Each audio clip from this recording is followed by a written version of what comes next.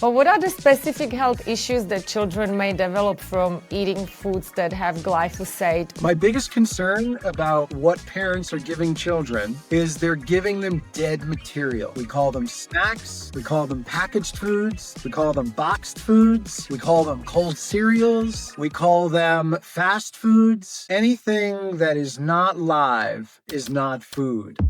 Dr. Larry Palevsky is a world-renowned holistic pediatrician, a diplomate of the American Board of Integrative Holistic Medicine, and the past president of the American Holistic Medical Association. Dr. Palevsky offers consultations and educational programs to families and practitioners in the areas of preventative and holistic health, childhood development, lifestyle changes, nutrition for adults, infants, and children, safe alternative treatments for common and difficult to treat acute and chronic pediatric and adult conditions, mindful parenting, and rethinking the medical paradigm. Would this be the same or similar case in a case of ADD or ADHD with the diet? Correct. And so I'm going to look at all the things that the child is eating and drinking, what's in the environment, if there's mold, if there's parasites, if there's tick-borne illnesses or toxins or electromagnetic radiation, and I'm going to try to remove them as best as possible. What do you think about the children's use of screens and mobile phones? What parents are not aware of is the use of the devices arrests brain development. It arrests emotional development. It arrests emotional intelligence, and it diminishes intelligence. Which environmental toxins do you think parents should be the most concerned about? The first one is Welcome to Chief Life, the podcast that cuts the crap with science-backed insights on health, nutrition, and performance. Get expert advice, actionable tips, and everything you need to take control of your health and live your best life. Let's get started. Dr. Larry Palevsky, welcome to the Chief Life podcast. How are you today? I'm well. Thank you, Veronica. It's a pleasure to be here, and thank you for inviting me. Well, thank you so much for making the time. I have to point out that it's in the evening in New York and you worked all day with patients, so we very much appreciate you being here. So not to waste your time any further, let's dig into the questions straight away. You are a doctor and you are a proponent of functional medicine. And we spoke on this podcast about functional medicine before. However, what is your definition of functional medicine and what is the aim of functional medicine for children specifically? Well, functional medicine is not the only thing I do. And I'd like to call what I do holistic medicine, integrative medicine, good medicine. And when I was in medical school, I was trained to treat symptoms, suppress symptoms, and it didn't matter what was causing the symptoms or contributing to the symptoms. I was told to use some form of pharmaceutical medicine or some drug or some over-the-counter medicine to make the symptoms go away.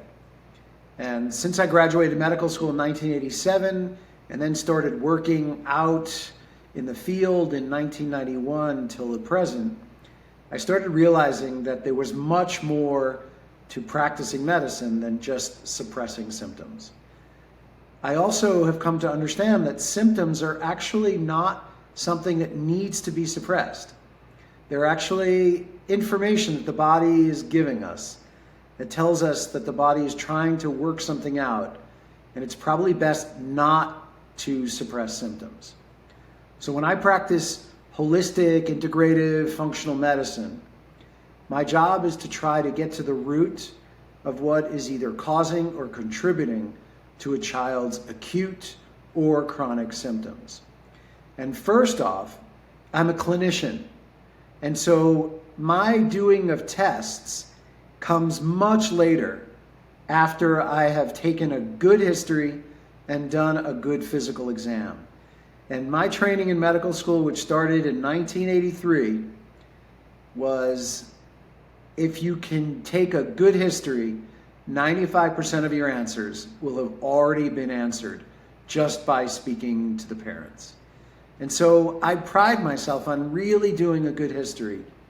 And most often I can come to an understanding of whether there's something in the air that's irritating the child, something in the food or the water, something in the home environment, whether it's mold or air pollution through the ducts, whether it's carpeting or pets, whether the child could have had parasites or tick-borne illnesses, whether the child is using skincare treatments that are not good for the child, whether the child is sleeping well or not, whether there's electromagnetic radiation hurting the child, or other toxins or metals in the environment, or whether there's an emotional environment that's harming the child, whether the child's not getting enough sun or enough outdoor activity or physical activity, and so on. So my job is to look for all those areas to evaluate and see what are the factors that are creating enough stress in that child that I can figure out what's contributing to the ongoing symptom. Yeah, that's super interesting. And I guess it's really hard in this day and age when we are exposed to so many environmental toxins. Which environmental toxins do you think parents should be the most concerned about? Like, what are the top three? The first one is junk.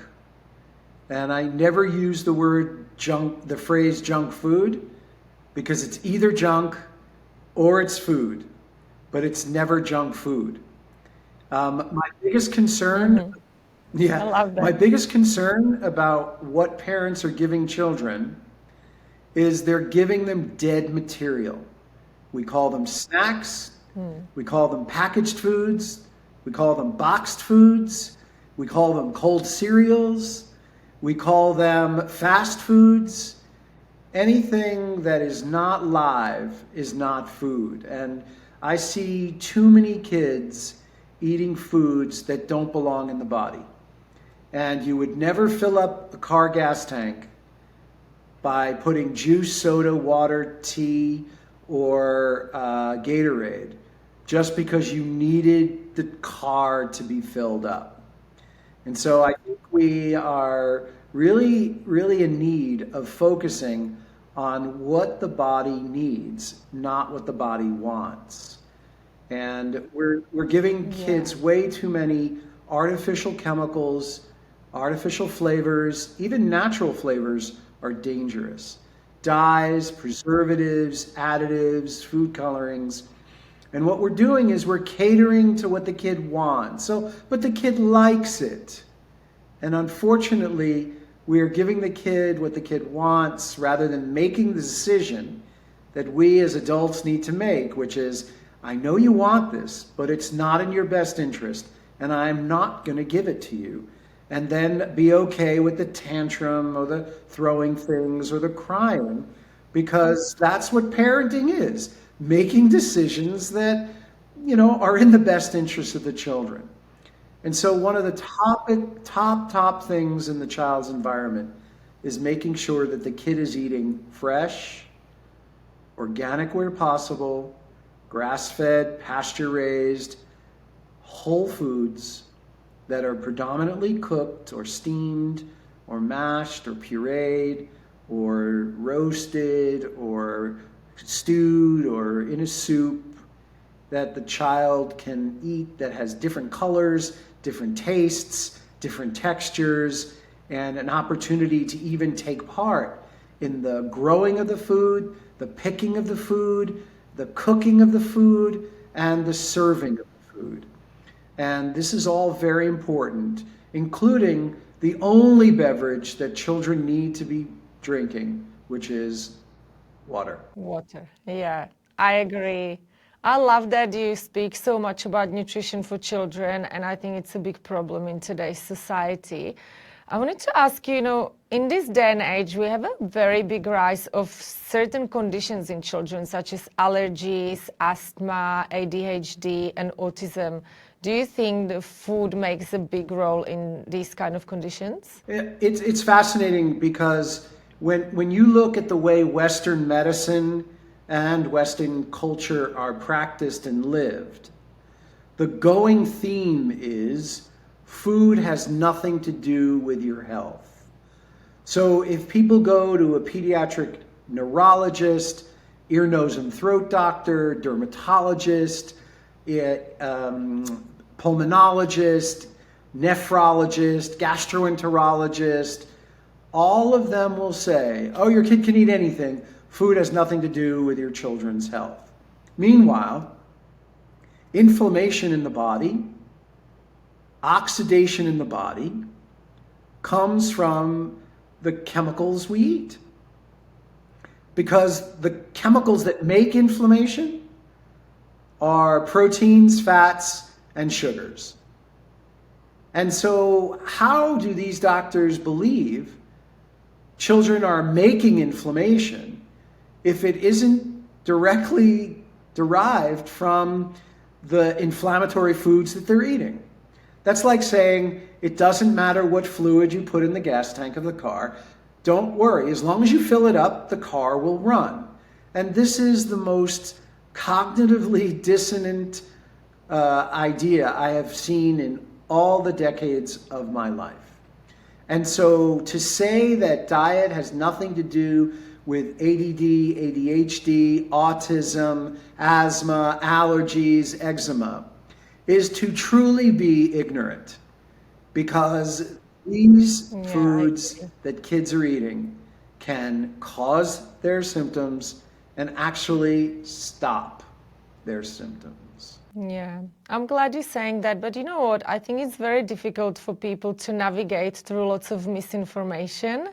And I don't know what is the solution to this. Like, how would we educate parents and the doctors to talk to people and to their children about food? Do you have any opinions or ideas on how to make the change? Because we all want to make the change, but it's somehow not really happening very quickly. My efforts always go towards the audiences that want to hear the information.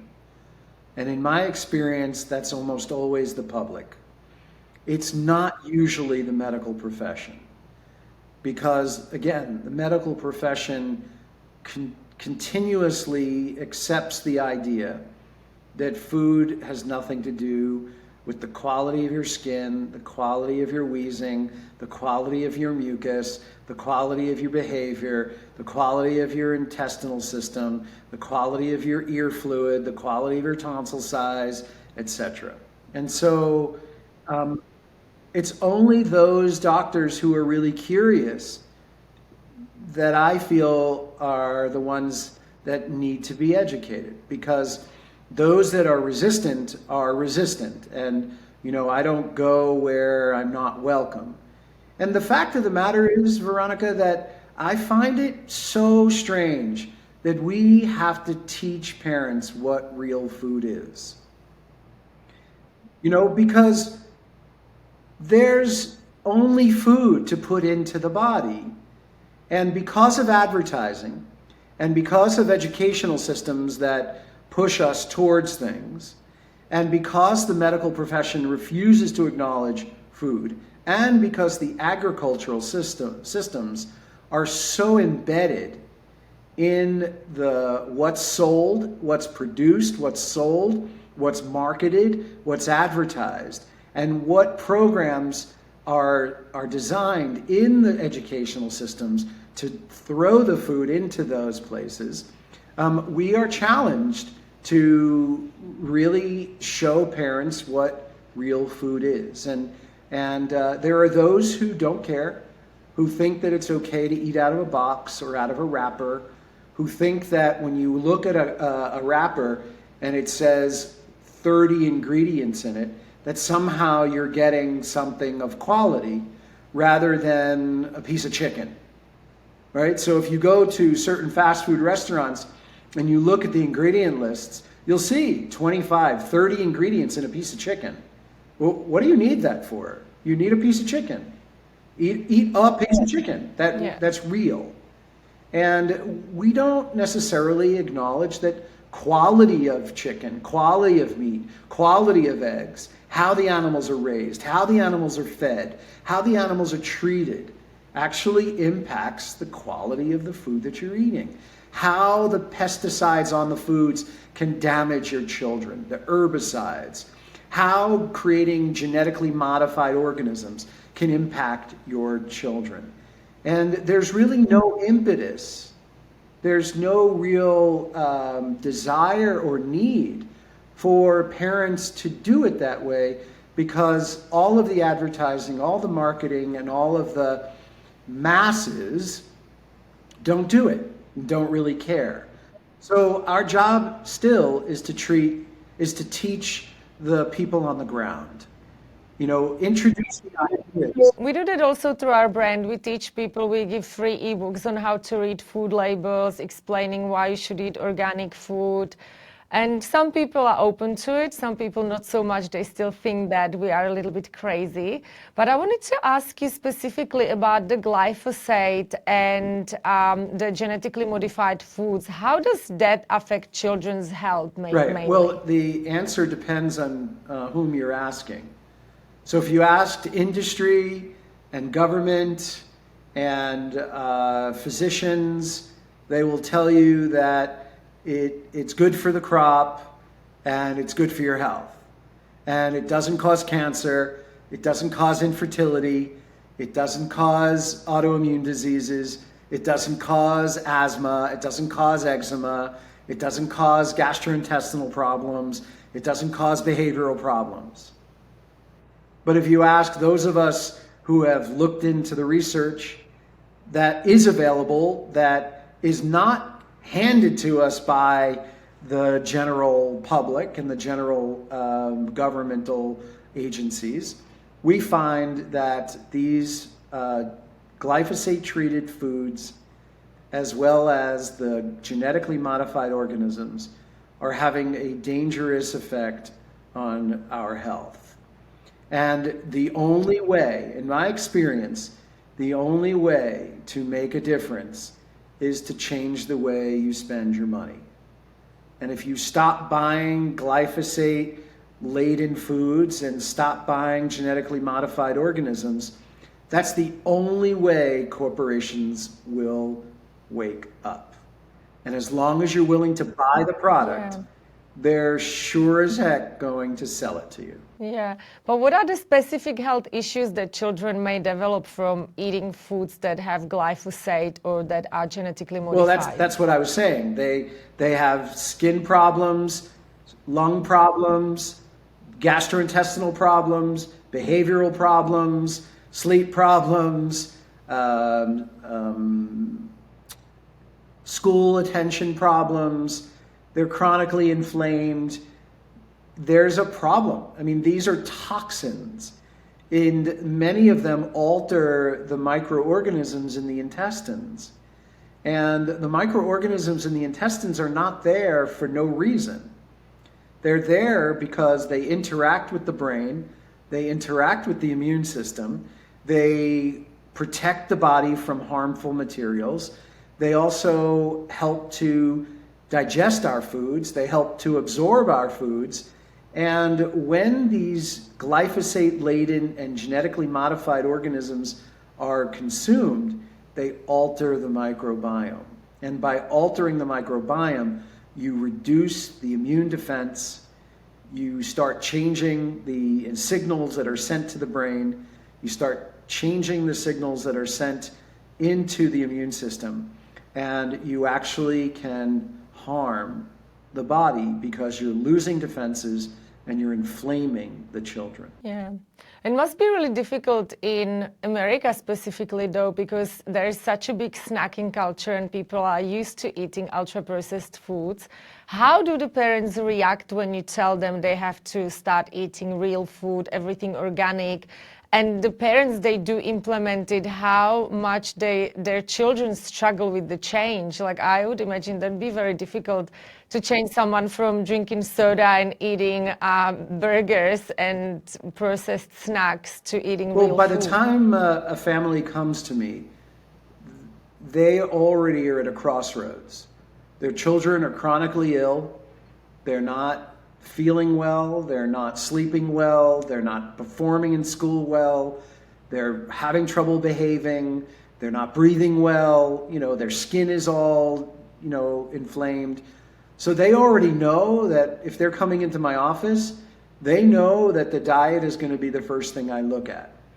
And what's most important to me is that when I offer this information to parents about how to change the diet and why, they already know that the road that they're on, Veronica, is hard. But they know that the road that they're on is hard and there's a dead end after it. But with me, they know that the road that I'm offering them is hard, but there is a light at the end of the tunnel. And I empower them and encourage them to give what I'm offering a try and see what happens for your child. And so I'll have children who, like I had a child earlier this year who was having focal seizures, and she was not sleeping through the night. She was wetting her bed, and she had some of the most hyperactive symptoms I have seen in my career. And she was already off dairy because the parents knew that it bothered her. She was already off gluten because the parents knew that it bothered her. But she was eating a ton of fruit. And even though fruit is healthy, it's still a lot of sugar. And I looked at the family and I said, look, if your child has inflammation in the brain, sugar in no matter what form given to the brain is like taking a pile of paper and dumping it in a fire. And they were willing to try it. They removed the sugar from the fruit completely. The child stopped having seizures completely. The child was sleeping through the night. The child stopped wetting her bed, and her hyperactivity went down. She was still a little hyper, but she went down. And in my experience, Veronica, when the parents are empowered to try it, and they see the evidence right in front of them, most of my work is done. Because I've done the education, I've done the empowering, and the parents are now given this huge confidence and the hope that their children can get better. And so she can start to wean the medications for her seizures, and she can have a more social and emotionally regulated life because she's sleeping through the night, she's not wetting her bed, and she can actually sit and focus and pay attention and engage without spinning all over the room. Yeah, that's great. And would this be the same or similar case in a case of ADD or ADHD with the diet? Would they also benefit from low Correct, sugar because diet? what ADHD is the foot on the gas pedal of the brain, right? There's hyperactivity, there's impulsivity, there's reactivity, there's tantrums, there's inability to sit still, there's just constant movement, even constant talking. And these children are sympathetically adrenalized. It's as if somebody is pouring, putting paper in their fire, and their foot is on the gas pedal at all times. And modern medicine wants to take the foot and put it on the brake. And we know what happens if the foot is on the gas and you put the foot on the brake, you're going to spin. And so my job with kids is to take the foot off the gas pedal. And so I'm going to look at all the things that the child is eating and drinking, what's in the environment, if there's mold, if there's parasites, if there's tick-borne illnesses or toxins or electromagnetic radiation, and I'm going to try to remove them as best as possible. Because besides diet, electromagnetic radiation is one of the other main issues that children are dealing with and that are hurting them. And then, of course, things like mold and metals and toxins. And so if you remove those things from the diet and from the environment, you watch the car slow down. And then you have a kid who's less hyper, less unable to sit still, less impulsive, less reactive, fewer tantrums. And then they're able to focus better, pay attention, concentrate, interact, socialize, relate, and even speak better. And so these are things that are, Wow. it's just plain old understanding of physiology in the body. And unfortunately, most people don't want to do the work because they want the doctor to just give them something to make their kid better. And I don't work that Yeah. way. I don't. Yeah, I love that. So, talking about the electromagnetic radiation, what do you think about the children's use of screens and mobile phones? Like, what age would you recommend it from, or would you recommend it at all? I'm pretty sure that being on screens for little kids is quite bad. So, a lot of parents want to see their kids happy. They want to see them smiling. They want to see them joyful and having fun. If I had my druthers, I would take away all screens, all cell phones, all iPads, all computers, all devices for children, period. And the reason I would do that is because the devices are designed to create addictions. They're designed to create a dopamine reaction. They're designed to create an adrenaline reaction of excitement and fun. And that physiology is addicting. And it makes the child want more and more and more. And what parents are not aware of is the use of the devices arrests brain development. It arrests emotional development. It arrests emotional intelligence, and it diminishes intelligence.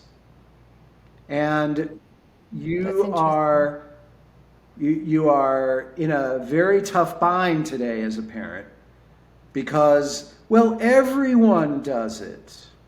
Yes, and I would ask you, if everyone's jumping off a bridge, would you follow as well?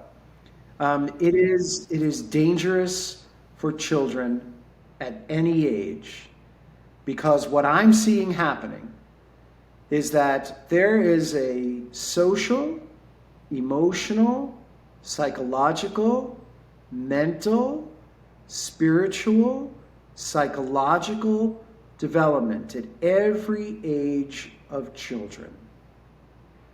And what I'm seeing happening is that these milestones are being missed because time is being spent in this device for hours and hours and hours. And we know of all the behavioral problems, the tantrums, the anxiety, the depression, the lack of social skills, the lack of relatability, the decreased problem solving, the decreased motivation and desire and action into the world, because the devices are solving their kids' issues, their boredom. And so what I'm seeing is lack of development in children and young adults. They don't have the ability to problem solve. They don't have the ability to look at things from many perspectives.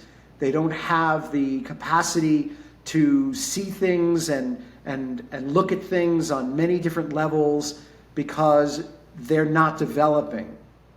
So there's no there. There's nothing there. They're undeveloped. Yeah, that's actually surprising, because I always knew that the screens are bad physically because of the electromagnetic radiation, but I didn't realize that it's actually making children less intelligent. I always thought that children would be smarter because of using all these devices and AI. I think most people don't realize that this is not the case. There are three types of knowing. There's knowing because somebody tells you. There's knowing because you intuit. You have intuition. And there's knowing because You went through experiences, came to your own conclusions, and had ownership of what was true for you. These devices are increasing knowledge from outside, which is never yours. So your intelligence is not based on anything you've discovered. They're not based on anything you figured out. They're not based on any ownership. You're just parroting and repeating and describing what others have said is true. And what it also doing is it's decreasing your connection to your own intuition, and it's decreasing your efforts to go out, experiment, try things, evaluate things, observe, discover, experiment, and learn from mistakes, and then figure things out. And that is the greatest form of knowledge. And these devices are removing it. And so when you ask a child to try to do something or figure something out, and they don't have their device, they just give you this blank stare because they're helpless. And the tragedy of these devices is that these children and young adults are watching the rest of the world live their lives while they themselves don't live their life at all. Yeah, kids should be running around outside, but I think it's also the parents' fault, because it's easier for the parent to have the kid at home on the couch watching on a screen than doing things outdoors with them or letting them go outdoors by themselves. Like, I remember as a little kid, we would run around outside and I didn't have any watch. All I knew is that I had to come home when it's sunset. And I think parents these days are a little bit lazy in that regard. Can you see that in your practice? I don't want to call them lazy.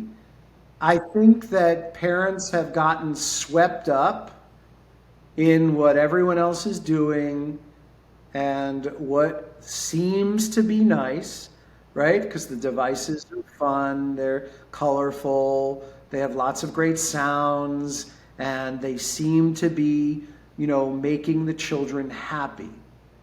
And I think we've lost the separation between what makes children happy and what gives children what they need. And what they need is what you described. They need to play, they need to be outside, they need to explore and discover and observe and create and have imagination and learn to fight and wrestle and duke it out and learn from it and socialize and engage and relate. And these devices are preventing, to the point, Veronica, where kids don't know how to interact with each other because those skills are being stunted because everything is going through the device. So they're not picking up facial cues, they're not picking up body language, they're not picking up the nuances of what somebody exudes when you're in their presence. And so it's literally stunting all of those milestones that I described. And I'm watching kids who are just blank. They just don't have the depth because their whole lives are in a black hole, but not in real life. Can you fix it by removing them from the devices? Is it like, can you kind of recover the milestones, or is it worst case at certain You points? can try to recover the milestones, but how do you go back and recover what should have happened at 6 or 7 or 8 or 9 or 10? What happens is, and what we're seeing is that so many kids have anxiety and phobias because they don't anytime they meet a part of life that requires them and not the device, they have nothing to contribute because they never developed those skills. So you literally have to take them by the hand and create a safe enough environment for them to be curious enough to try something, to be okay with not knowing what the result will be, to be okay with not being given the answer before the process unfolds, and to be okay with them failing and getting it wrong. And that's not something that we're allowing kids to do, because we don't let kids be uncomfortable anymore. We have to make them happy at the expense of giving them an opportunity to figure out how to get through part of life when life is not uncomfortable. When life is not comfortable. Yeah. As they say, good times create weak men, right? And people, when the times are too good, completely lose their resilience, and it's probably more prominent in children. I think the saying is, tough times lead to strong men create weak times create weak men create tough times, and then we're back full circle, right?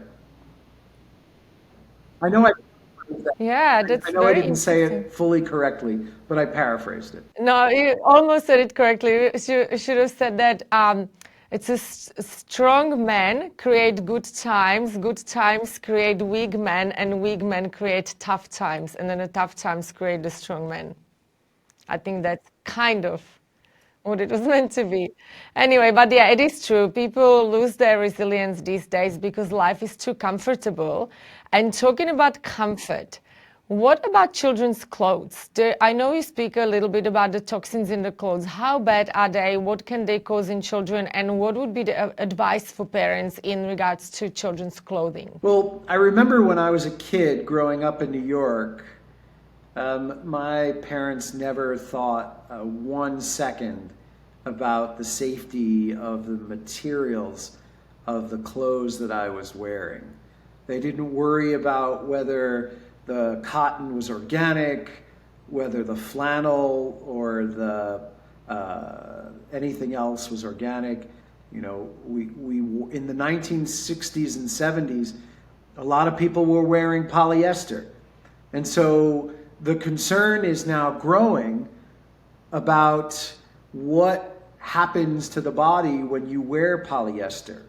What's happening to the testicles of boys and the hormones, and what's happening to the estrogen in girls, and are the chemicals that are in these clothes affecting the hormones. And so we're starting to learn that there may be some really strong effects on damaging the hormones.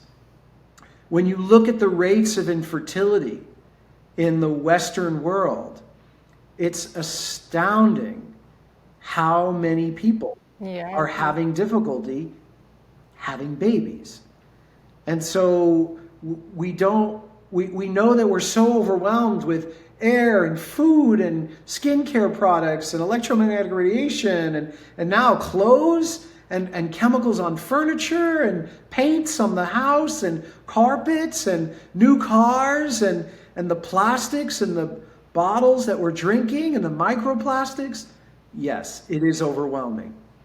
But these are little things that we can do to shift left or shift right so that we can make sure that we're not absorbing these horrible endocrine disruptors.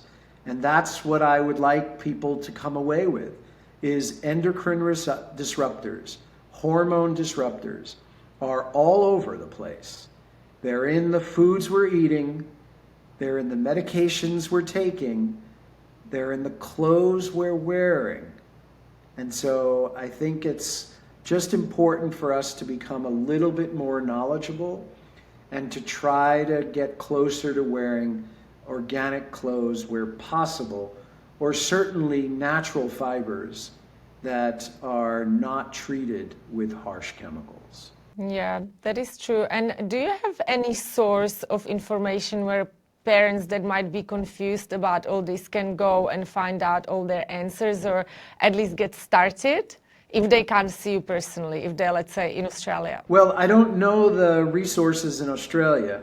I know that in the United States, we have a website called ewg.org, which is also Environmental Working Group.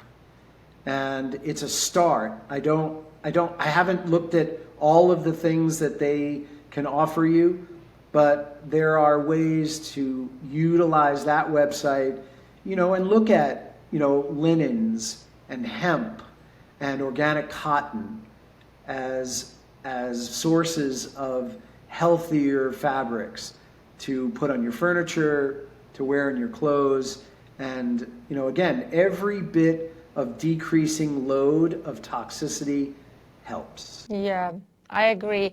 I just wanted to ask, and this is probably going to be a bit hard to generalize, but if you have a child that's got behavioral issues, they might have eczema, they might have some respiratory issues, and then you convince the parents to give them healthy food, remove the environmental toxins as much as possible, how fast can you see change in these children?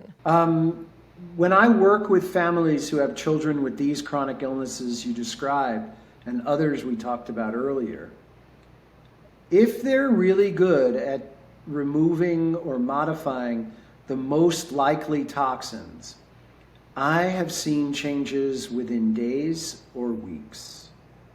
And wow, it can that's happen great. that quickly. Because if you stop putting water in the basement, you don't have to worry about ongoing floods. And you can be better at getting the water out of the basement because there's no more water coming in. And it's that simple sometimes. Now, again, I like to speak of it to parents as finding the lowest hanging fruit. What are the most likely causes that we can make the fastest change with and get the quickest results? Because once the parent sees the kid come off the cliff and is not as inflamed and not as unhealthy, they're in. And those kids can change very, very rapidly. But again, it depends on the diligence and the discipline of the parents. Yeah. So the parents needs to be more strict and not give in to the children's tantrums. Well, I'm going to say the parents need to parent. Yeah, That's that all. is great advice. I could talk about this with you forever and ever, but I'm aware of your limited time. However, I want to ask you a few more things. I met you through the Mind organization, and I know you're holding a webinar with them on the 2nd of December. Can you please tell us quickly what Mind is, how are you involved with them, and what is your webinar about? It's a free webinar, by the way, so anyone can join. So Mind is an organization that is dedicated, there is a Mind International Forum that's happening in Sydney in the end of April, the beginning of May in 2026. And the Mind organization is working with an American organization called the Medical Academy of Pediatric Special Needs, otherwise known as MAPS. And the website is medmaps.org, medmaps.org.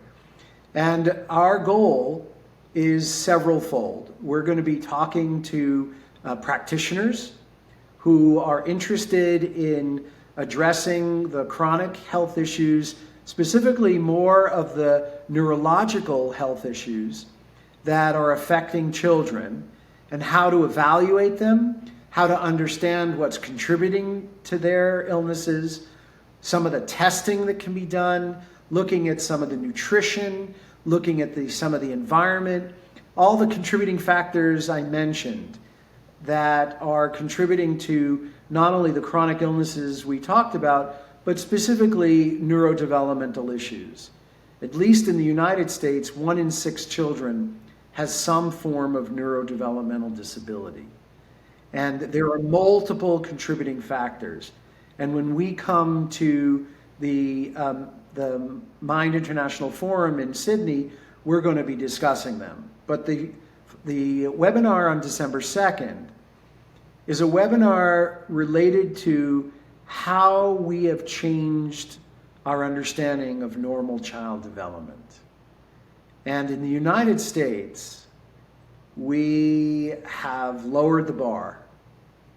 And we have all of a sudden taken maybe over 100 years of understanding normal child development, and we have been changing it.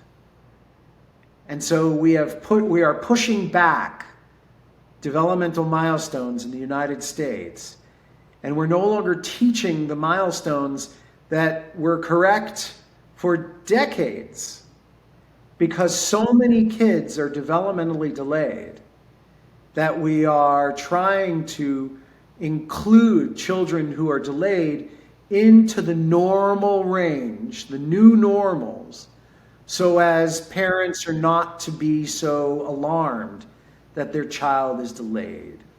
And so the lecture will be on child development before we lowered the bar. And I will be showing the attendees how the changes have been made. And the big question that needs to be asked is, were we wrong about child development for so many decades? And are we all of a sudden right that child development is no longer what we thought it was?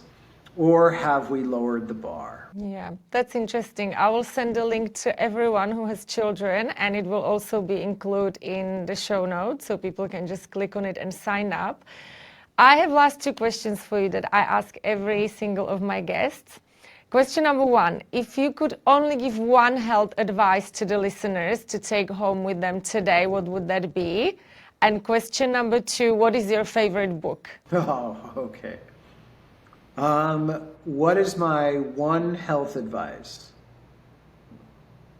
So I'm gonna have a long sentence. That's one health advice.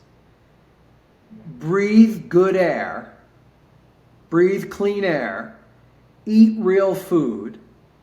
Drink good water. Get out in the sun. Get your feet in the ground. Play.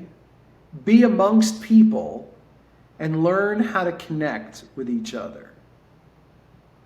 That's great advice. Yeah, my favorite book. It's been so long since I've read my favorite books. You know, now with the reading of articles and stuff on the internet, I don't sit and read a book anymore. I don't have a favorite book that comes to mind right now. I loved Catcher in the Rye by J.D. Salinger when I was younger. I used to love reading mystery books. I have not found the kind of books that I used to read and love. Just like I haven't found the kind of movies that I used to love to watch. I haven't found the kind of theater that I used to love. Things have changed. And I have not just accepted the change. I stay back in the stuff that I learned in my teenage years, my 20s and 30s, even in my 40s. But it's been a while since I've seen a book that grabbed my attention. Yeah, I guess you're very busy reading all the research and stuff. It's not much time to read books on the top of it. Well, not only reading the research, but writing. I mean, I'm doing writing, I'm putting together projects. So, I would, and if I have quiet time, I want it to be quiet. I used to read Yeah, I get it. When I used to go away, I used to read 3 books in 2 weeks. I would just knock them off. But, I just, and I prefer to have a book in my hand. I don't read anything on a Kindle or a device. And I just, I've started reading different things, and that's Nice. that. Well, I thank miss. you so much for it. Actually, I wanted to confirm, so you are physically gonna be in Sydney in May next year for the Correct. End of conference. April, beginning of May, 2026. Great. Love it. I will be there as well. I can't wait to meet you in person. Thank you so much for your time today. I really appreciate it. And happy Thanksgiving Day. It's tomorrow, Oh, isn't it? thank you, and happy summer to you down under. Thank you. Have a good night. Bye. Thank you for listening. Let us know in the comments below what topics interest you, and don't forget to follow us.